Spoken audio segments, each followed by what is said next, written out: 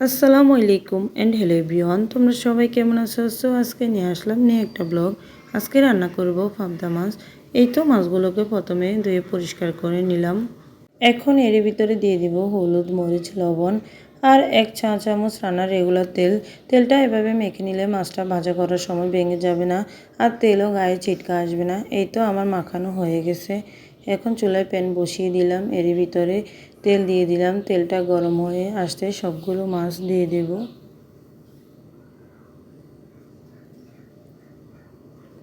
এখন মাছগুলোকে একটু উল্টিয়ে দেব।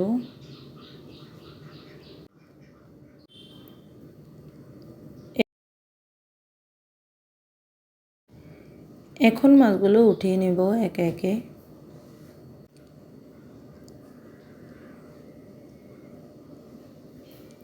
এই তো সবগুলো মাছ উঠিয়ে নিলাম।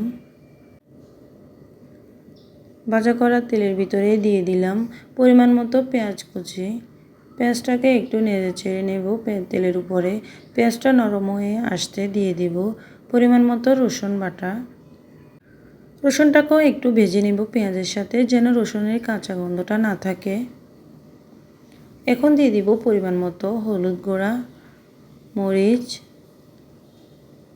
ধনিয়া গুঁড়া, জিরা গুঁড়া আর দিয়ে দিব লবণ পরিমাণ মতো। এখন সবগুলো মশলা ভালো করে ভেজে নেব তেলের উপরে একটু নেড়ে চেড়ে। এখন দিয়ে দিব এ পর্যায়ে হাফ কাপ পানি। পানি দিয়ে মশলাটাকে একটু কষিয়ে নেব। মশলাটা কিন্তু এভাবে কষিয়ে নিলে খাওয়ার ফ্লেভারটা খুবই ভালো আসে। এখন এ পর্যায়ে মাছগুলো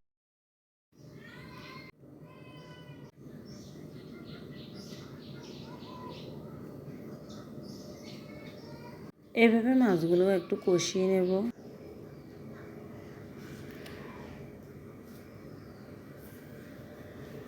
এই তো কষানো হয়ে গেছে। এখন এর ভিতরে দিয়ে দিব আরও 1 কাপ পানি।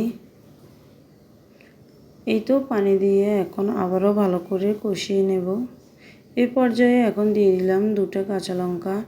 এভাবে কিন্তু কাঁচা লঙ্কাটা দিলে এটা ফ্লেভারটা খুবই ভালো আসে। এই তো আমার রান্নাটা হয়ে গেছে, দেখতে পাচ্ছ। আজকের মতো এখানেই, আল্লাহ হাফেজ।